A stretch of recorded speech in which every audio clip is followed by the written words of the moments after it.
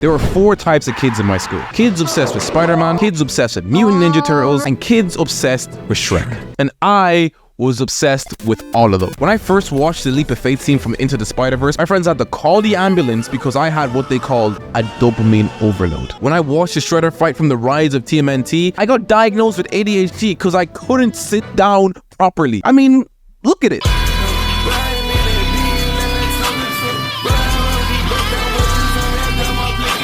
And finally, I was given a new lung in replacement of my old one because I used to hyperventilate way too much over this scene in Puss in Boots 2 because of this anxiety-boosting sound.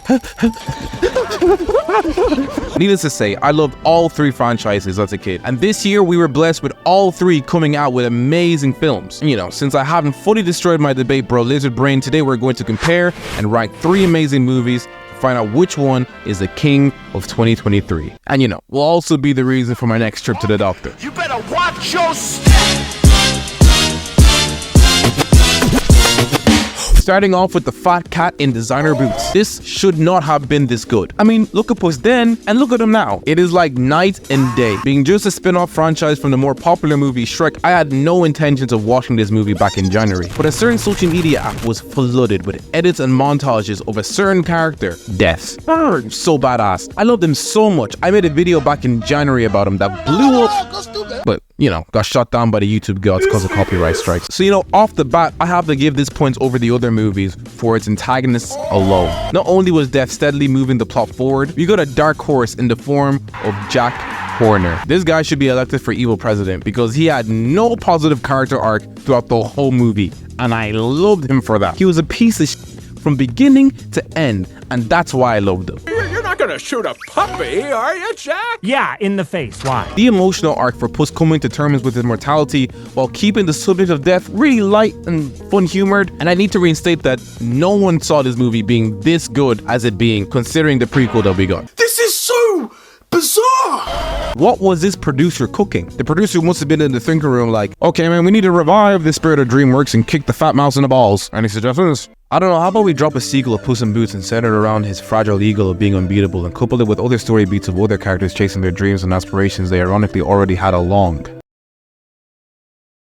You know what? That's a really good idea, to me. I just got home from watching Puss in Boots 2, and man, that was a good movie, I can't lie. It had the creative fights, it had the antagonists. They got like inspiration from Spiderverse. I didn't know that movie has such an effect on the animation industry, but I'm here for it. The first movie I'm watching in January, you know what I'm saying? It's pretty good. And guy, how did this movie get me hype for Shrek 5 in the post-credit scene? I don't know. Well, this might be recency bias, but I don't see the other 2 movies this year topping this one.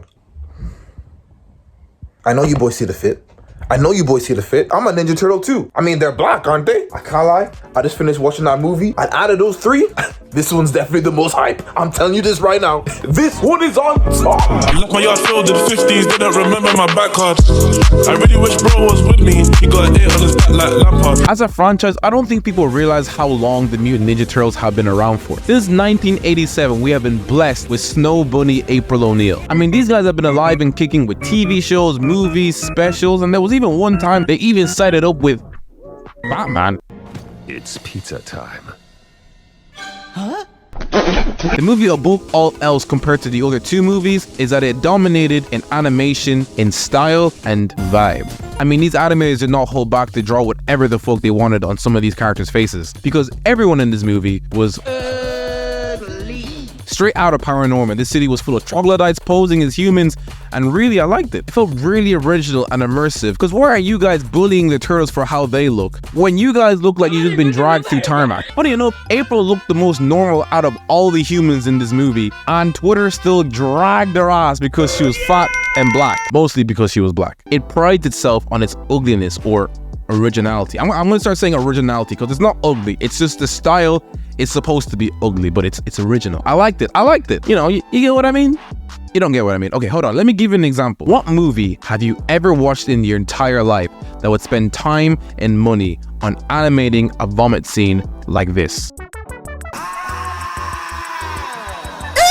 you nasty Sassy ass bitch. Seeing these guys actually act as young teenagers and not fully understanding their place in this world was like a new take on the show, which is weird because, you know, it says it in the name, but they usually act like young adults. And to no one's surprise, my favorite character was of course Donatello. Our bro was rocking the anime JoJo hoodie like it was no one's business, putting black nerds on top. And you know what? The antagonist may have not been as badass as Death energy-wise. Having Ice Cube voice the character known as Superfly made me like shit myself just a little bit because, you know, he started getting aggravated and I was like, oh, I could close my eyes and see Ice Cube's pissed off face in the studio as he was talking. I beat that fool down. I touched that cheek.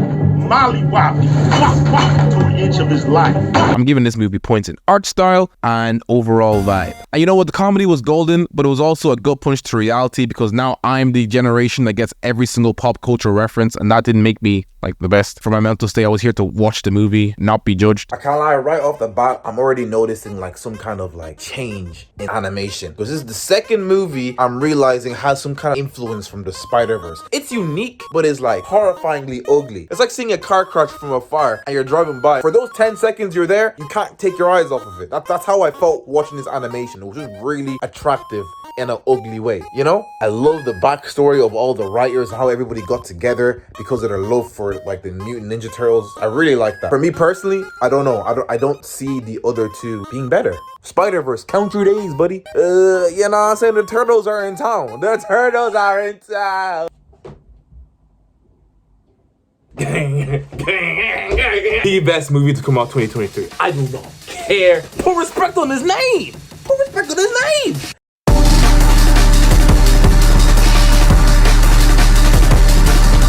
And last but not least, let's get into this, boys. Let's get into the behemoth of a movie that is Across the Spiderverse. I hated this movie. Because it was so good, I have to wait God knows how long for a sequel. I'm mad. Animation, flawless. Writing and plot lines, very, very good. The voice acting and the line delivery was absolutely carried by Hobie. Hobie is the coolest character I've seen in any film all year. I would watch a spin-off movie solely focused on Hobie that explains his backstory and how he became the realest nigga in the Spider-Verse. Just for the record, I quit.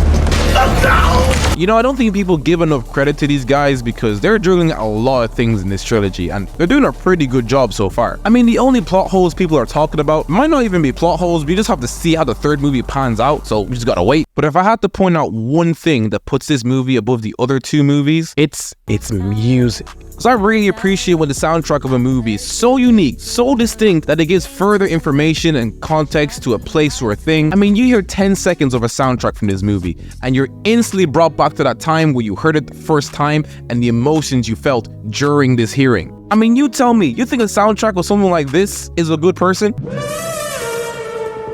We applaud the animation because it looks superb, of course, but none of this movie's qualities would have shone as much as it did if the sound design and music wasn't on point. 2 extra kisses for Daniel Pemberton. Mwah, mwah. Because when this nigga Spot became a threat, it wasn't the visual transformation that made me anxious for the heroes. It was this soundtrack being played that gave me anxiety. So yeah, Across the Spider-Verse got some really cool soundtracks and some really interesting characters I would literally watch do anything. The world building is so top tier, I'm mad that we're only getting one more movie in this franchise. By the way, I'm dead serious. Get Hobie a Rumble deal where he shits on governments and I'm watching every single stream. So like this movie was like the ultimate fan service for any movie of all time. Remember that movie we got back in the day, No Way Home? Remember they had 3 Spider-Man and it was like, whoa, this is crazy. We're never gonna see some of this again. Sony asked the animators how many Spider-Man were gonna do this movie, and they just said yes. The fan service wasn't in your face. Like you could almost feel these Spider-Man existed in the Spider-Verse this whole time throughout all these comics, all these movies, and we're only finding out about it now because Miles is finding out about it. Now that's good immersion, that's good world building. I said it before, but that Spider-Verse. All I'm gonna say is that Spider-Verse is top 2. And it ain't 2. You know what I'm saying?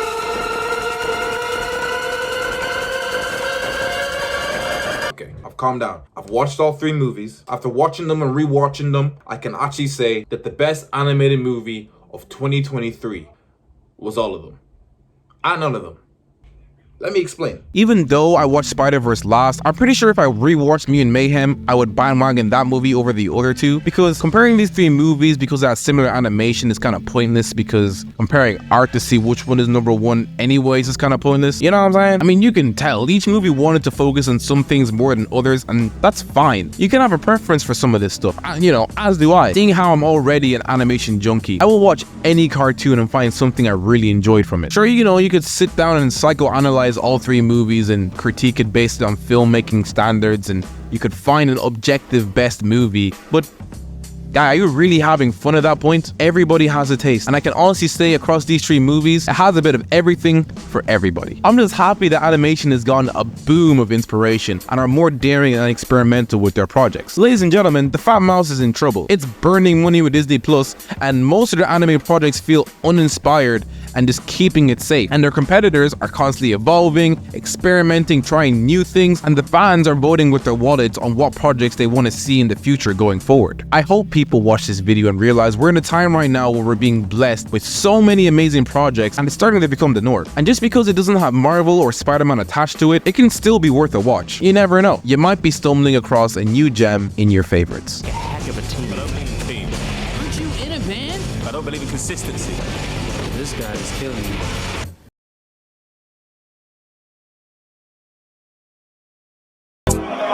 I left my yard filled in the 50s, didn't remember my back card. I really wish bro was with me, he got it on his back like Lampard.